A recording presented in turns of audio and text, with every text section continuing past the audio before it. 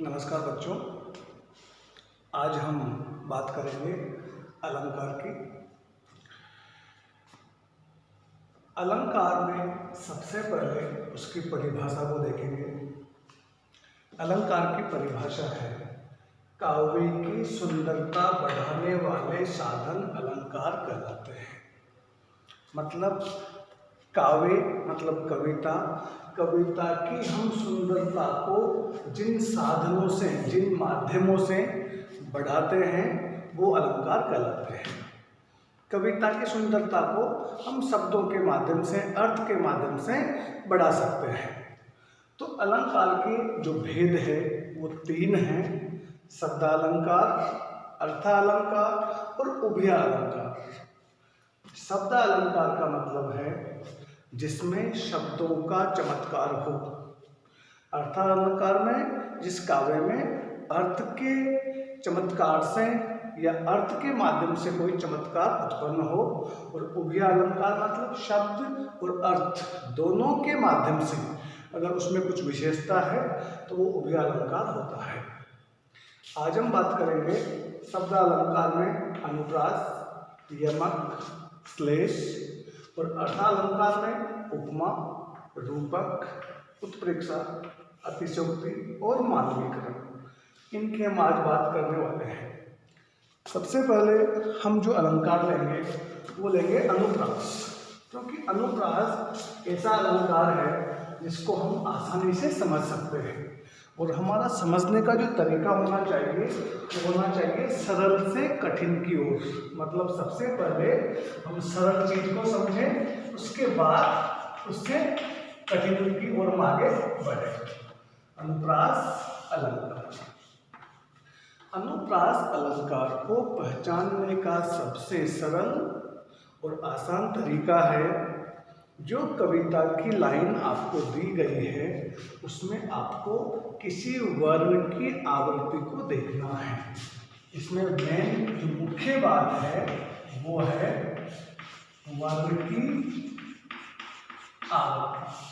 वर्ण की आवृत्ति का मतलब क्या है? वर्ण की आवृत्ति का मतलब है कि उस लाइन में कोई वर्ण, कोई अक्षर बार बार आए। अगर ऐसा होता है तो वहाँ पे अनुप्रास अलंकार होता है। जैसे एक उदाहरण मैं आपको दे रहा हूँ, तरनी, तनुजा, तट, तमाल, तरवर, बहु, छाया। अब इस लाइन में आप देखिए 1, 2, 3, 4, 5 शब्द ऐसे हैं जिसका पहला वर्ण त है।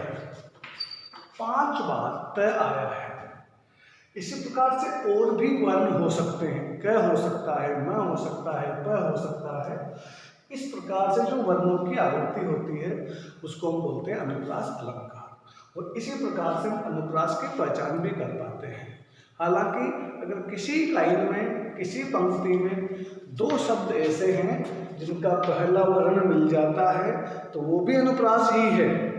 लेकिन परीक्षा की दृष्टि से अगर हम पहचाने तो कम से कम 3 या फिर 4 शब्द ऐसे होने चाहिए जिसमें पहला वर्ण कोई भी एक हो या उस वर्ण की आवृत्ति हो। जैसे यहाँ पे त वर्ण की आवृत्ति हो रही है। उसी प्रकार से एक और उदाहरण हम ले सकते हैं, इसका अनुप्रास का उदाहरण ले सकते हैं जिसमें भी त की आवृत्ति या फिर प की आवृत्ति या म की आवृत्ति हो सकती है। जैसे संपत्ति, संचय, सुजान। संपत्ति, संचय, सुजान, इसमें स की 3 बार आवृत्ति है। उसी प्रकार से अगर आप कबीरदास जी का दोहा देखें तो उसमें है सोई संत सुजान। मतलब 3 बार उसमें श वर्ण की आवृत्ति हो रही है। इस प्रकार से हम इसकी पहचान कर सकते हैं। अब हम बात करेंगे पुनरुक्ति प्रकाश। पुनरुक्ति प्रकाश अलंकार का मतलब ये है कि जिस अलंकार में या जिस पंक्ति में पुनरुक्त शब्द आए। पुनरुक्त शब्द का मतलब क्या है? एक जैसे दो शब्द हो, एक साथ हो और उनका अर्थ भी समान हो। जैसे धीरे धीरे, साथ साथ, आगे आगे, पीछे पीछे, उस प्रकार से। जैसे मधुर मधुर मेरे दीपक जल। मधुर मधुर मेरे दीपक जल। अब यहाँ पे जो मधुर मधुर है, ये जो पुनरुक्त शब्द है, ये दो बार आ गया है, इसलिए यहाँ पर पुनरुक्ति प्रकाश है। आपका एक प्रश्न यहाँ हो सकता है, सर यहाँ पे म भी तो 3 बार आ रहा है। बिल्कुल आ रहा है, अनुप्रास भी है, लेकिन अब इसमें मुख्य अलंकार पुनरुक्ति प्रकाश हो गया, क्योंकि यहाँ पे पुनरुक्त शब्दों का प्रयोग किया गया है। अब हम बात करते हैं तीसरा उपमा अलंकार के।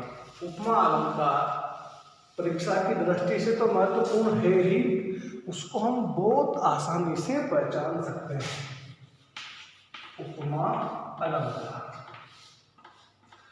उपमा शब्द का मतलब होता है तुलना करना, या किसी एक वस्तु या व्यक्ति की दूसरी वस्तु या व्यक्ति से तुलना करना या फिर समानता करना। उपमा अलंकार की सबसे मुख्य जो पहचान है वो है उस पंक्ति में दो शब्दों के बीच एक योजक शब्द होना चाहिए या होगा, और उसके बाद कुछ वाचक शब्द होंगे।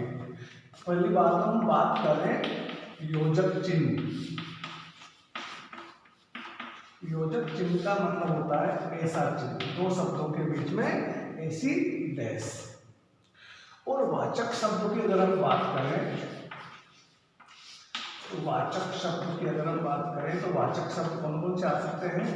सा, से, सी, सम, समान, सरिस। इनमें से कोई सा भी एक शब्द इस योजक चिन्ह के बाद आ सकता है। जैसे एक उदाहरण मैं यहां देता हूं, हाय फूल सी कोमल बच्ची। हाय फूल सी कोमल बच्ची।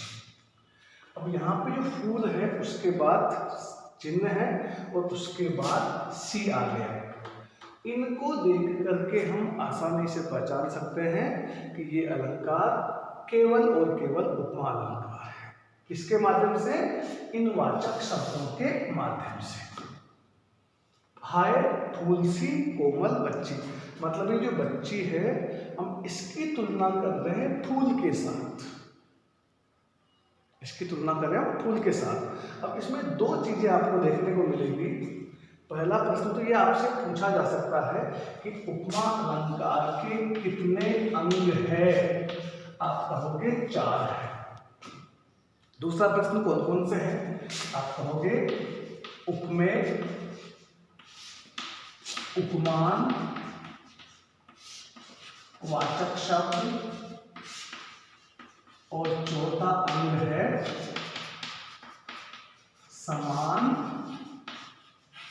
धर्म। 4 उपमा अलंकार के अंग हैं। उपमेय का मतलब होता है उस पंक्ति में हम किस वस्तु या व्यक्ति की तुलना करेंगे, वो उपमेय है। जैसे इसमें बच्ची है। उपमान का मतलब है हम किसके साथ उसकी तुलना करने जा रहे हैं। जैसे इसमें फूल से हम तुलना करने जा रहे हैं, तो बच्ची हो गई उपमेय और फूल हो गया उपमान। अब वाचक शब्द का मतलब क्या है? ये जो उपमा अलंकार की जो पहचान बता रहे हैं, सा, से, सी, सम, समान, सरिस, ये आपके वाचक शब्द हैं। अब समान धर्म क्या है? समान धर्म का मतलब ये है कि उपमेय और उपमान में दोनों में समानता को बताने वाला शब्द क्या है? वो है कोमल। फूल और बच्ची दोनों कैसे हैं? कोमल। तो ये हो गया आपका समान धर्म। एक और विशेष बात, ये जरूरी नहीं है कि हर उपमा अलंकार के उदाहरण में ये चारों चीज आपको मिले, चारों अंग आपको मिले। कहीं 2 भी मिलते हैं, कहीं 3 भी मिलते हैं, कहीं पूरे 4 भी मिल जाते हैं। 3 अलंकार हो गए। आज हम इतनी बात करेंगे। अगले क्लास में हम बाकी अलंकारों की बात करेंगे। धन्यवाद।